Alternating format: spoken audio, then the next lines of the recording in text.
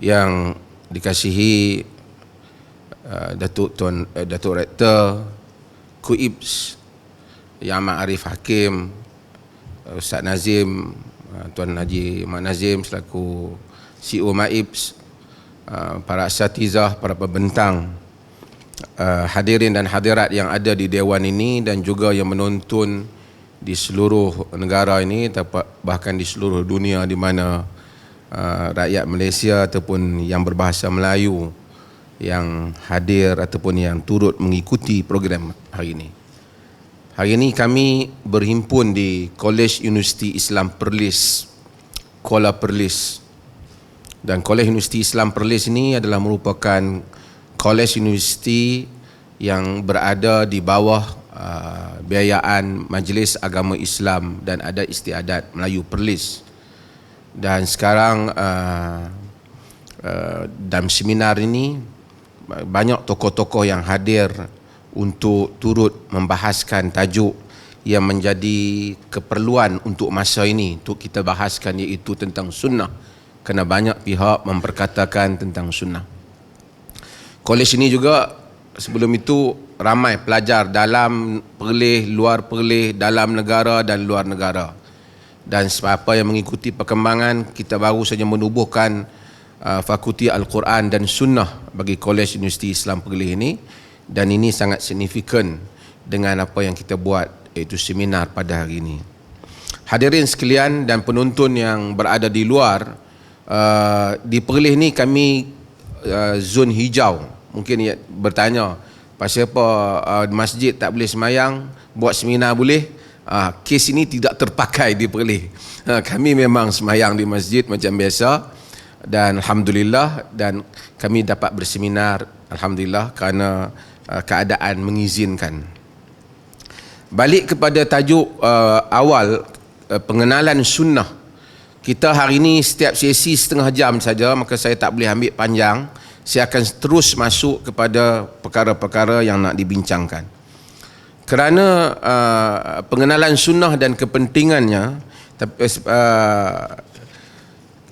kita akan membahaskan sedikit tentang perbezaan berhubung dengan sunnah dan juga hadis. Kerana di kalangan para ulama ada yang membezakan antara perkataan sunnah dan hadis, walaupun secara umumnya sunnah dan hadis itu digunakan dengan makna yang setara dalam banyak keadaan. Tapi banyak buku-buku, jika kita lihat dulu, disebut Kitabus Sunan Bisyawahidil Hadis, kitab sunnah-sunnah dengan dalil-dalil daripada hadis. Yakni dia bezakan antara sunnah dan hadis. Dan kita seperti ini kitab yang ditulis oleh Al-Marwazi dan ramai lagi yang tulis kitab yang sama, Kitabus Sunan fil Fiqh ala Madhabi Ahmad wa Syawahiduhu minal hadis, kitab sunnah di dalam fiqh di atas mazhab Imam Ahmad dan dalil-dalilnya diambil daripada hadis. Jadi perbezaan-perbezaan ini menuntut untuk kita mengetahui secara umum, kerana dalam seminar ini tidak mungkin untuk kita menguasai kesemuanya, tapi kita akan bahaskan secara umum tentang tajuk-tajuk ini. Okey. Siapa yang ada ni dapat lihat, dan yang tak dapat lihat, yang di luar, dia ikuti apa yang akan saya sebut. Dari segi bahasa Arab, perkataan sunnah bermaksud tariqah atau sirah, iaitu jalan. Dari segi bahasa, secara umumnya dari segi istilah para ulama hadis, yakni al-muhaddisin, apabila menyebut perkataan sunnah, mereka maksudkan hadis. Ini secara umum.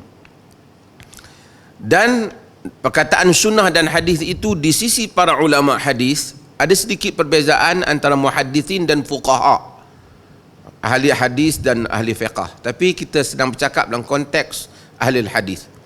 Apa yang disandarkan kepada Rasulullah sallallahu alaihi wasallam, sama ada perkataan qaulan atau fi'lan atau perbuatan atau takriran, atau juga pengakuan atau sifat tubuh, yakni sifat tubuh Nabi, khilqiyah, sifat tubuh Nabi, Nabi tinggi, tinggi Nabi, kulit Nabi terang mana, rambut Nabi, juga disebut sebagai hadis ataupun sunnah. Dan juga sifat akhlak Nabi SAW sebelum diutus ataupun selepas baginda diutus. Semua cerita tu secara umumnya dimasukkan di dalam sunnah ataupun hadis pada cakap umum. Pada cakap umum. Yang bukan lagi, nanti apabila pendetilan kita akan melihat perbezaan para ulama di dalam masalah ini. Okey. Apabila kita baca kepada ta'rif yang diberikan tadi, maka kita akan dapat lihat beberapa perkara. Yang pertama, yang dikatakan hadis itu mengandungi qaulan, mengandungi perkataan Nabi sallallahu alaihi wasallam. Jadi perkataan Nabi sallallahu alaihi wasallam, yang ni banyaklah hadis kita kata Nabi kata, kerana hadis itu sendiri hadis maksud bicara. Cakap Nabi sallallahu alaihi wasallam, apa yang Nabi sabda, yang ni hadis ataupun sunnah, seperti mana yang kita selalu dengar Nabi bersabda. Yang ni tak payah saya bagi contoh banyak. Yang kedua ialah terdapat juga riwayat-riwayat yang tidak ada perkataan Nabi, tapi hanya ada perbuatan Nabi. Nabi buat perkara tertentu. Ada riwayat yang mengandungi perkataan dan perbuatan. Ada riwayat hadis, dalam satu hadis itu hanya perbuatan Nabi sallallahu alaihi wasallam. Antaranya ialah jika kita lihat dalam hadis Anas umpamanya, Anas bagi tahu kana Rasulullah sallallahu alaihi wasallam yasma'u buka as-sabi ma'a ummihi wa huwa fi shalah falyaqra bisuratil khafifah atau bisurati al-qasirah. Hadis yang diriwayatkan oleh Imam Bukhari dan Muslim. Kata Anas, Nabi apabila mendengar tangisan bayi bersama ibunya sedangkan baginda di dalam salat, baginda akan meringankan, membaca surah yang pendek ringan ataupun surah yang pendek. Tak ada perkataan Nabi, hanya ada perkataan Anas, tetapi di dalamnya ada perbuatan Nabi sallallahu alaihi wasallam.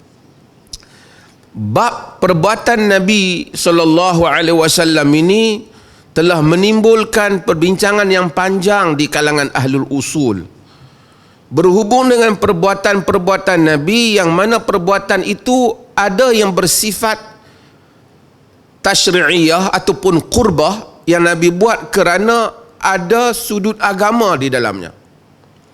Ada juga perbuatan Nabi SAW yang menjadi tema umum kepada seminar kita ini, yang Nabi lakukan kerana kemanusiaan Nabi, kerana basyariyatun Nabi SAW.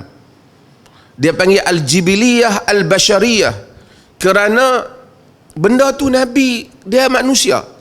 Seperti baginda duduk, baginda kena duduklah manusia. Baginda berdiri, baginda tidur, baginda berdengkur. Dia suka makan makanan yang manis dan sejuk, makan labu, bahagian-bahagian tertentu di dalam di bahu haiwan, di bahu kambing. Baginda sallallahu alaihi wasallam suka makan. Perbuatan-perbuatan ini di sisi jumhur, termasuk juga baginda berdengkur umpamanya, yang diriwayatkan oleh Aisyah dan seumpamanya. Adakah perkara ini disuruh kita ikut, atau sebenarnya sekadar dalil bahawa ia adalah ibahah, bahawasanya ia adalah dibolehkan saja? Di sisi majoriti jumhur para ulama, dia hanyalah menunjukkan dibolehkan. Walaupun ada beberapa kes seperti kita lihat Abdullah ibnu Umar, dia suka buat perkara-perkara yang mana kerana mencontohi Nabi sallallahu alaihi wasallam. Ibnu Juraij telah umpamanya dalam riwayat Al-Bukhari telah bertanya Abdullah bin Umar, dia lihat ada beberapa perkara, 4 perkara umpamanya yang Abdullah bin Umar ni dia buat yang kata dia ma raaitu ahadan min ashabik, aku tak tengok orang lain yang lain orang lain daripada yang buat benda tu, yasna'unaha, orang lain aku tak nampak buat, kenapa engkau saja buat? Antaranya dia memakai an-ni'al al-sibtiyah, dia memakai kasut apa sibtiyah ni, kasut sibtiyah ni ialah kasut, bukan kasut ni'al ni apa, capal ni, capal yang dianggap mewah lah kerana dia capal yang tak ada bulu, dan An-Nawawi sebut dia warna hitam, dan dia maksudnya dibersihkan bulu dia. Nabi SAW pakai capal ini, Ibnu Umar pakai. Apabila Abdullah bin Juraij dia tanya kepada Ibnu Umar dalam hal ini, dia kata ma ara ahadan min ashabika yasna'uhu, aku tidak melihat yasna'uha, aku tak tengok 4 perkara ni orang lain buat, maksudnya sahabat lain tak buat, termasuk dia celup ni sama ada dia celup baju ataupun dia celup rambut, khilaf pada ulama yang hadis Abdullah bin Juraij ni. Tapi maksudnya benda-benda yang seperti ini yang dibuat oleh Nabi ni, adakah disuruh kita ikut ataupun boleh? Sehingga ulama-ulama usul apabila bahas ni, dia kata apa yang Ibnu Umar buat bukan menunjukkan zatul amal tu, fi'l itu, perbuatan itu sendiri disunahkan, tetapi cinta dia pada Nabi saja. Sebab itu kita lihat dalam riwayat Al-Imam Al-Bukhari umpamanya, dalam riwayat Imam Muslim umpamanya, Aisyah radhiyallahu anha, dia tidak berkata walaysa minas sunnah nuzulul abtah, bukan daripada sunnah ini turun di abtah, di dalam perjalanan Nabi SAW nak pergi ke haji itu. Kerana dia kata ini walaupun Abu Bakar buat, Umar buat, Abdullah bin Umar buat, Aisyah kata tidak sunnah. Nabi duduk di situ kerana nak memudahkan Nabi keluar saja.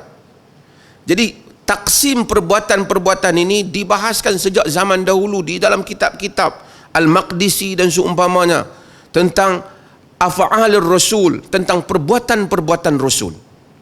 Kerana sebahagian daripada perbuatan Rasul itu Rasul buat di atas dasar basyariah dia. Adakah kita disunatkan tidur untuk berdengkur? Tak. Adakah kita juga disunatkan untuk makan kambing kerana Nabi makan kambing? Tak. Adakah kita disunatkan untuk makan labu kerana Nabi makan labu? Tak. Dan ini akan dibahaskan nanti oleh pembentang yang lain. Saya sebut contoh ni kerana ada orang mengangkat jibiliyah itu begitu tinggi dan melupai sunnah yang mempunyai nilai tasyri' ataupun qurbah yang sepatutnya diangkat, bukan perbuatan-perbuatan Nabi yang mana yang dikategorikan oleh ulama sebagai perbuatan-perbuatan yang yadullu alal ibahah, yang menunjukkan bahawasanya perkara itu dibolehkan sahaja. Baju Nabi umpamanya, Nabi pakai baju jubah Syamiyah, jubah Rumiyah. Dalam riwayat Bukhari, baginda juga pakai baju Yaman apabila diberi pada baju Yaman. Demikian juga kasut baginda, capal baginda. Baginda tak buat capal tu, orang bagi ataupun orang lain yang buat. Dan ini semua termasuk di dalam taksim sunnah ni, perbuatan Nabi SAW. Ada perbuatan Nabi yang memang menjadi titah untuk kita ikut. Apabila perbuatan itu menunjukkan ada kaitan dengan hukum hakam agama ataupun suruhan agama. Salat umpamanya, sallu kama ra'aitumuni usalli. Ataupun Nabi buat satu benda itu, baginda mengulang-ulanginya perbuatan itu. Dan apatah lagi bila ada arahan makan dengan tangan kanan umpamanya. Perkara yang bukan menjadi kebiasaan orang Arab dan adat orang Arab, tapi baginda buat. Maka hal itu akan diangkat oleh para ulama di dalam perbahasan, dan nak lihat akan berlaku lagi khilaf perkara-perkara yang seperti itu. Sebahagian mereka mengkategorikan, sebagai sunnah yang diikuti, sebahagian mereka memasukkannya sebagai perkara yang harus sahaja. Ada perbuatan Nabi SAW di dalam hadis yang kita tak ikut, yang mana al-fi'lu al-khasu bihi, perbuatan yang khas untuk Nabi. Seperti apa? Seperti baginda SAW kahwin lebih daripada 4. Seperti al-wisal fi saum, baginda sambung menyambung di dalam puasa.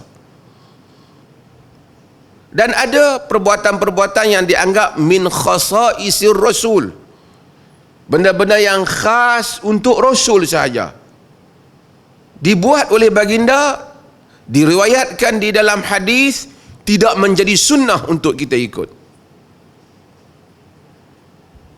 Demikian juga riwayat-riwayat bagi hadis-hadis yang mansukh yang akan kita bahaskan kemudian nanti.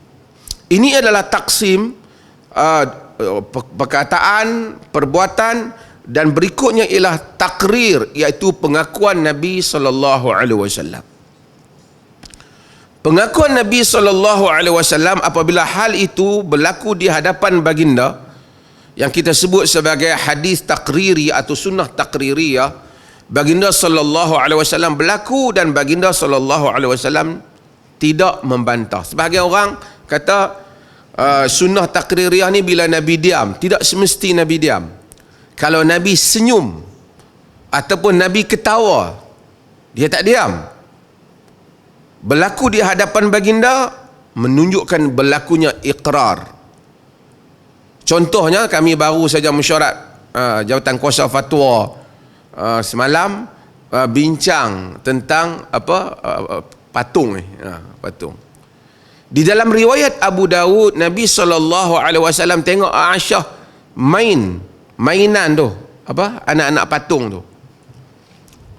Aisyah tengok ada kuda. Nabi kata, ma hadzal ladzi wastahun, apa dia yang duduk di tengah ni? Dan Aisyah kata, faras, kuda.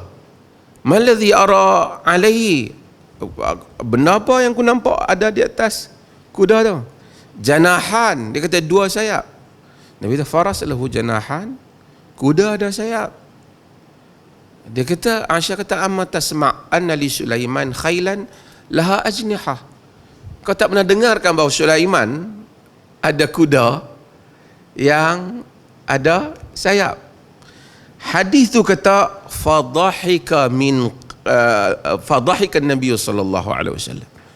Nabi sallallahu alaihi wasallam fadhahik, Nabi gelak, hatta raaitu nawajizahu, sehingga aku nampak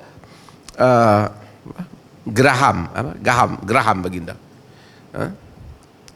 Jadi hadis ni Nabi tak kata betul lah ada, Nabi tak kata betul lah 2 sayap, Nabi tak kata. Nabi gelak pada Aisyah. Tapi mustahil kalau benda tu salah, Nabi gelak. Nabi taklah macam kita tengok satu benda Nabi gelak, lepas tu orang tanya Nabi, betul ke tak? Betul, aku gelak kat dia. Hal tu kita mungkin hal itu tidak berlaku pada Nabi SAW. Maka apabila berlaku di hadapan baginda dan tidak ada bantahan, maka dianggap sebagai iqrar Nabi. Melainkan jika ada riwayat lain kemudian turunnya wahyu membantah, maka yang pertama dianggap sebagai mansukh. Yang pertama dianggap sebagai dibatalkan. Demikian juga apabila Nabi SAW bagi satu benda, ada perbuatan yang Nabi tahu orang buat, Nabi, melainkan perbuatan tu tak berlaku depan Nabi. Nabi tahu berlaku di hadapan baginda. Paling obvious yang selalu kita bahaskan ialah Nabi SAW tengok Sudan ataupun Habsyah main permainan perang di dalam masjid. Dan hadis ini banyak, dan Aisyah radhiyallahu anha melihat dia duduk di belakang Nabi SAW. Hatta Aisyah kata, yasturuni biridaihi anzur ila la'ibihim. baginda Nabi melindungi aku dengan selendangnya untuk aku melihat kepada permainan atau tarian senjata itu yang berlaku di dalam masjid tu. Artinya perbuatan tu Nabi tengok, Nabi tak larang, walaupun Nabi tak kata boleh benda ni, Nabi tak kata, Nabi tengok. Dan Aisyah tengok, yang wanita boleh melihat kepada pergerakan dan tarian lelaki, kerana Nabi SAW membenarkan Aisyah melihatnya. Ini semua ikrar ini, takrir ini termasuk di dalam sunnah takririyah ataupun pengakuan Nabi SAW. Saya sebut ini muqaddimah untuk yang kemudian datang untuk membahaskan apabila mereka sebut sunnah dan hadis. Nanti kita akan sebut sedikit perbezaan. Kemudian yang kita sebut tadi ialah termasuk juga apabila sahabat sebut tentang sifat Nabi SAW, sifat diri Nabi SAW. Kana rab'atan minal qaum laysa bitawi wa laysa biqaw wala biqasir azharul lawn laysa bil abyad amhaq wala adam laysa bija'din qatat wala sabtir rajil. Ini semua dalam hadis Rasulullah. Tengahan orangnya, tidak tinggi, tidak rendah, putih berseri kulitnya, tidak putih yang terlaluan, tidak juga terlalu kemerahan, tidak terlalu kerinting rambutnya, tidak pula lurus. Ini disebut di dalam hadis-hadis Nabi SAW. Ini tak ada perkataan Nabi, tidak ada perbuatan Nabi, tidak ada ikrar Nabi, tapi ada riwayat sahabat tentang tubuh Nabi SAW.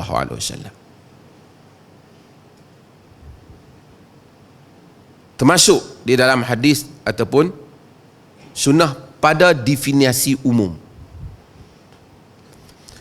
Termasuk dalam hal itu juga riwayat sahabat tentang akhlak Nabi,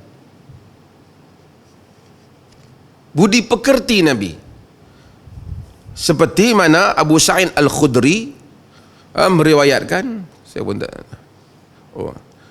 Abu Sa'id Al-Khudri dia meriwayatkan tentang Nabi SAW. Katanya kerana Nabi SAW asyaddu hayaan minal azra fi khidriha wa idza kariha syai'an urifa fi wajhihi. Dalam hadis riwayat Al-Bukhari dan Muslim, Nabi SAW lebih malu daripada anak dara yang berada di belakang tabirnya, dan apabila baginda tak suka sesuatu nampak di muka dia tu. Itu tak ada cerita tentang Nabi, tentang diri dia, perbuatan dia. Ataupun Nabi sallallahu kana Nabi sallallahu alaihi wasallam, Aisyah dia kata, kana Nabi sallallahu alaihi wasallam yuhibbu tayammun. Nabi sallallahu alaihi wasallam suka tayammun, suka mengkanankan, mastata'a fi sya'nihi kullih, selagi baginda mampu di dalam semua urusannya, fi tuhurihi, fi tarujjulihi, fi tana'ulihi, ketika dia pembersihan dia, sikat rambut dia, tentang pakai kasut dia, semua mula belah kanan. Ini tak ada perkataan, tak ada perbuatan, tak ada pengakuan, cerita sahabat terhadap baginda sallallahu alaihi wasallam. Okey. Apabila kita tahu ini, 5 elemen ini, apabila orang sebut hadis, kita tahu salah satu daripada 5 ni akan ada. Ada 5 ni, dia adalah hadis Nabi sallallahu alaihi wasallam. Kalau tak ada, setakat cerita tabi'in dan sahabat saja, tidak mengandungi unsur ni, kita tak namakan hadis. Walaupun ada cerita Sayyidina Umar, ada cerita Abu Bakar, dia tidak dinamakan hadis. Dia tidak sampai kepada penghujahan seperti penghujahan hadis. Melainkan perkataan sahabat yang mana mauquf, iaitu terhenti pada sahabat, tapi tidak boleh dipahami melainkan dengan hukum rafa'. Benda ni mesti dia ambil daripada Nabi, tak mungkin daripada dia, walaupun dia yang kata.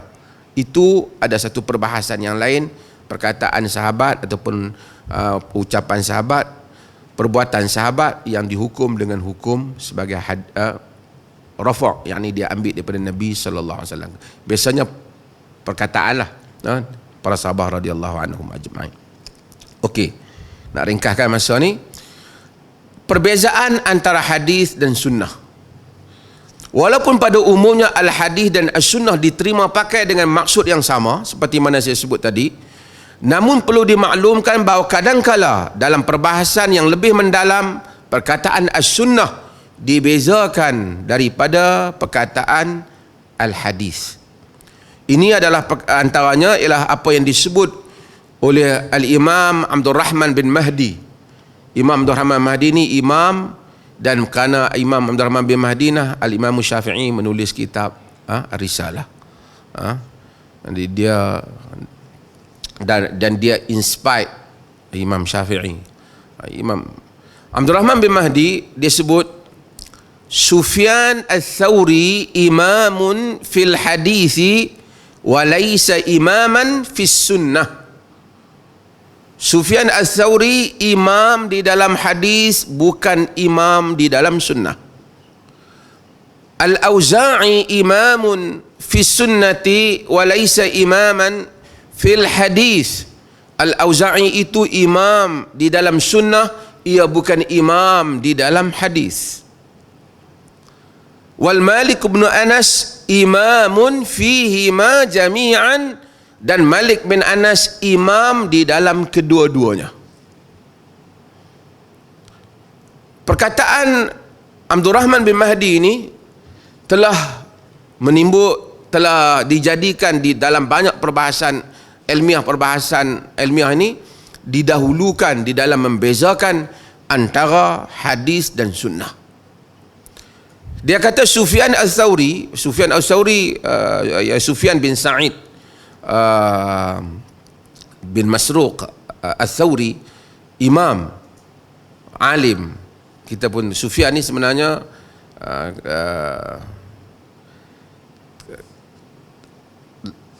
bahkan ada perkataan Abdul Rahman bin Mahdi, dia ma ra'aitu ahadan ahfadhul lil hadis bin Sufyan. Aku tidak melihat satu orang yang lebih hafal hadis ni lebih daripada Sufyan. Amirul Mukminin fil hadis, iaitu Sufyan al-Thawri. Sufyan al-Thawri ikut tali dari segi sejarahnya, dia pun ada mazhab Sufyan al-Thawri. Cumanya dia pada akhir hayat dia tu dia suruh macam hapuskan tulisan dia, menyebabkan tak diwarisi ilmu dia. Diwarisi secara riwayat lah. Dikatakan orang yang paling zuhud Sufyan al-Thawri. Dalam hidupnya dia menghadapi cabaran yang banyak. Pemerintah cari dia.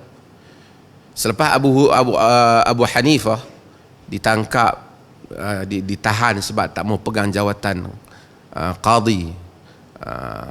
Qadhi ni dulu ni macam mufti lah, ataupun dia lebih kepada juga qadhi mahkamah hakim. Dia tak mau, dah Abu Hanifah diuji. Kemudian lepas dia nak dilantik Sufyan tak mau. Sufyan pergi ke Mekah. Di Mekah dicari Sufyan, Khalifah cari, Abu Ja'far cari, kalau siapa jumpa Sufyan dapat 10,000 dinar. Kalau dia lari pergi ke Basrah, dari Basrah dia lari ke Yaman, daripada Yaman dia lari ke Mekah balik. Dan panjang cerita dia tak mau. Yang penting dia tak mau, sehingga kan pemerintah nak hukum dia pasal dia nak lari daripada jawatan. Dan dia terkenal dengan salih dan wara'. Dia ada mazhab dia, sebab mazhab dia banyak dalam fiqh ni. Pandang qala Sauri ni ada pandangan-pandangan dia.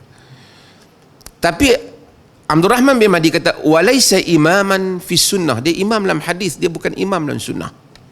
Di sisi Abdul Rahman bin Mahdi, mungkin dia melihat perkataan Abdul Rahman bin Mahdi ini menunjukkan ada perbezaan sunnah dan hadis. Tapi kita nak lihat apa maksud dia. Okey. Maksud dia seolah-olah Sufyan ni dia menguasai hadis, maksud di sudut menghimpunkan hadis. Tapi dia bukan ahli di dalam mengkaji hukum hakam dalam hadis. Walaupun itu kataannya lah, tapi dalam realiti sejarahnya Sufyan imam juga dalam fiqh. Al-Auza'i, Al-Imam Al-Auza'i, Abdul Rahman bin Yuhmad Al-Auza'i, Al-Imam Al-Auza'i, imam dalam sejarahnya, Imam Auza'i adalah imam yang hebat. Kubur dia di Beirut. Dahulu sebelum sekarang kita pergi ke di Syria, di Syam, dulu mazhab Auza'i. Sebelumnya masuk mazhab lain. Banyak dunia Islam mazhab Auza'i. Al-Imam Auza'i ini meninggal tahun 151 Hijrah. 161 Hijrah. Al-Imam Al-Auza'i dulu kita tengok dia Maghrib, dia Maghribi, mazhab Malik kan. Di semua. Sebelum mazhab Malik masuk, mazhab Auza'i yang menguasai. Al-Auza'i yang menguasai. Dan Al-Auza'i terkenal dengan saleh dan terkenal dengan ahli ilm. Sebelum mazhab-mazhab lain menguasai dunia Islam banyak berpegang kepada pendapat mazhab Al-Auza'i. Cumanya Al-Auza'i dia punya kekurangan dia ialah, ini sejarah lah yang kita belajar, dia tidak ada murid-murid yang bagus untuk menulis. Dia sendiri bukan penulis, dia hanya ada surat-surat dia kepada khulafa. Dia tak tulis buku. Macam Imam Syafi'i dia tulis. Abu Hanifah ada murid-murid yang bagus. Imam Ahmad dia sekongkongnya ada musnad dia. Walaupun qaul dia tentang fiqh diriwayatkan berbagai-bagai. Dalam satu qaul kena 12. Dalam satu pendapat dalam 12 qaul Abu Hanifah, Imam Ahmad ada. Imam Malik ada Muwatta yang memang mengangkat. Dan ribuan anak murid dia meriwayatkan Muwatta. Dan ada berbagai versi Muwatta. Masa dia muda, masa dia tua sikit, dia tambah lagi Muwatta tu. Jadi maksud dia sentiasa menyambung. Al-Auza'i tak meninggalkan itu. Walaupun dia ada mazhab. Sebab tu mazhab Islam ni bukan empat yang masyhur. Ada di sana mazhab Al-Auza'i. Walaupun tidak ada kitab, ada riwayat-riwayat pendapat-pendapat Al-Auza'i, seperti juga pendapat Sufyan Ats-Tsauri. Maka dia kata Al-Auza'i imamun fi sunnah wa laysa imaman fil hadis. Auza'i imam di dalam sunnah, bukan imam dalam hadis. Maksudnya dari segi taraf penghimpunan, collecting data ni, menghimpunkan data ni, yang dibuat oleh Al-Auza'i tidak seperti yang dibuat oleh Sufyan. Tidak seperti. Wal Malik bin Anas imamun fihima jami'an, dan Malik bin Anas imam di dalam kedua-dua itu. Maksud Malik menghimpunkan hadis dan juga menghimpunkan fiqh.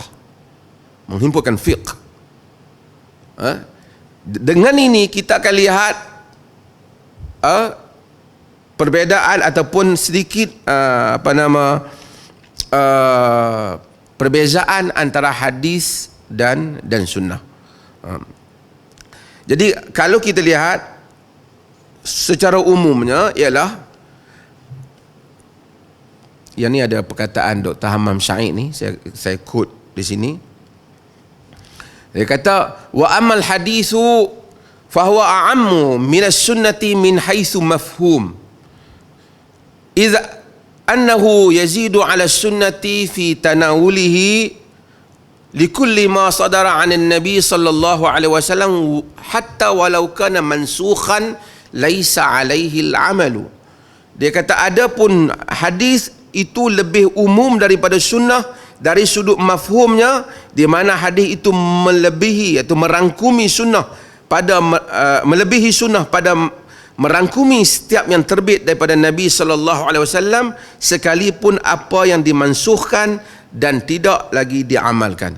Sebab itu Al-Imam Tirmizi, kalau kita baca dalam sunan dia akan sebut wa alaihil amal, di atasnya amal.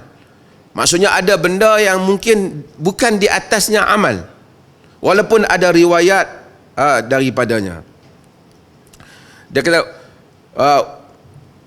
wa yatanawalu sifatan nabi sallallahu alaihi wasallam al-khilqiyata min haitsu launuhu wa min haitsu launihi wa jismihi wa sya'rihi wa tulihi wa sifatihi al-jibiliyah min haitsu sihhatihi wa maradihi wa ma yamilu ilaihi min at-ta'ami wa ma la yarghabu fihi. Dia kata maka dia merangkumi semua sifat diri Nabi, warna kulit dia, jisim dia, jasad dia, rambut dia, tinggi dia, jibiliyah dia. Jibiliyah ni apa yang perkara-perkara yang berkaitan dengan diri Nabi yang kita sebut tadi, di atas kemanusiaan baginda Nabi sallallahu alaihi wasallam.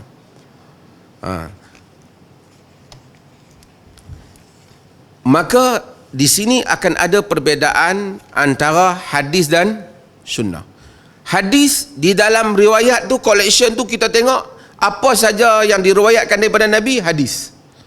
Tapi bukan semua yang diriwayatkan dalam hadis itu menjadi sunnah, yang menjadi ikutan untuk kita.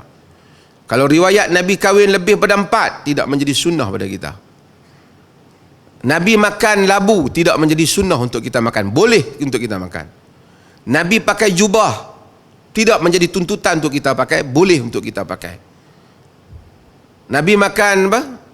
Nabi tidur berdengkur, tidak disuruh untuk kita berdengkur. Tapi kalau kita berdengkur tak salah lah, bukan dengan pilihan kita. Dan hendaklah diimbangi benda tu. Kalau kita jumpa orang tu dia tidur macam sepanjang masa, kita tanya pasal apa kuat tidur sangat? Ada hadis Nabi tidur, jadi aku buat sunnah tidur. Dia tak boleh. Kerana benda itu dilakukan dengan keperluannya, kan?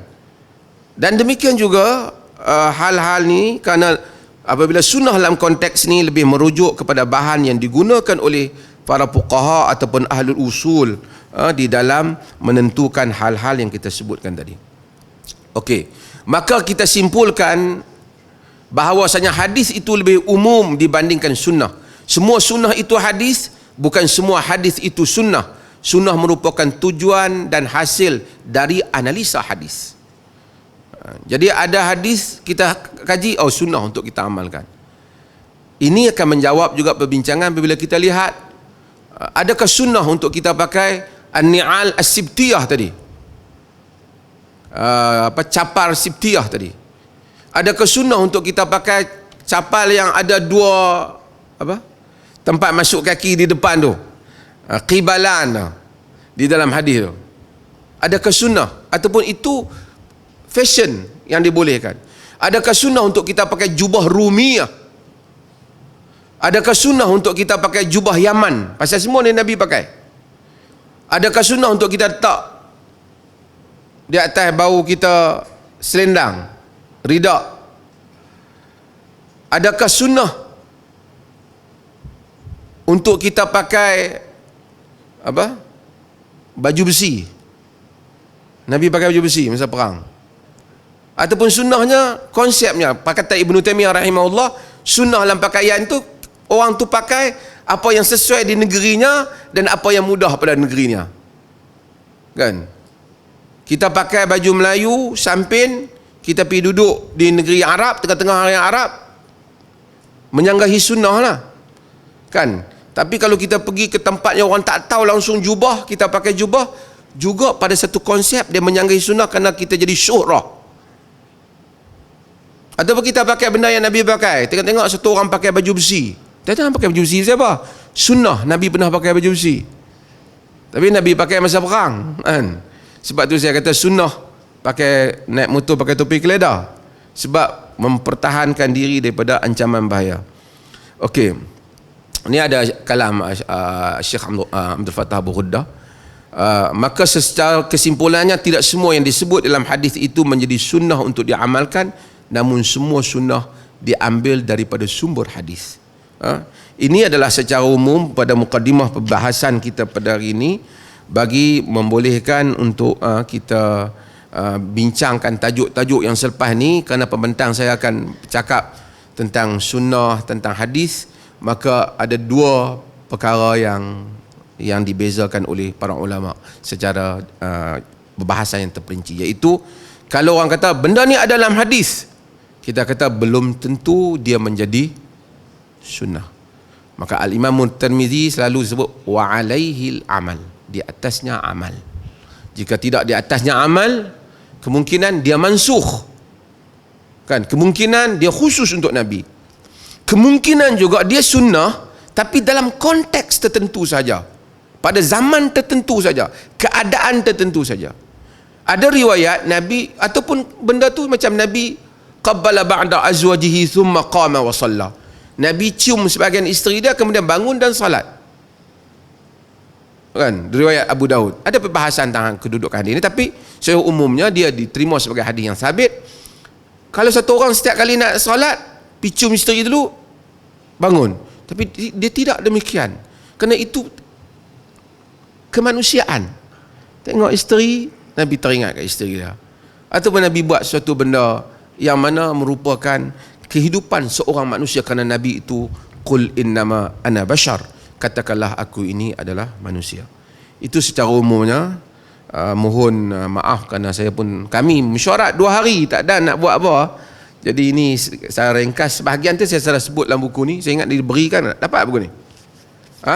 Ada di luar tu, ada bahagian yang saya sebut tentang perbezaan ni sedikit. Mudah-mudahan kita dapat manfaat bersama. Sekian, wassalamualaikum warahmatullahi wabarakatuh.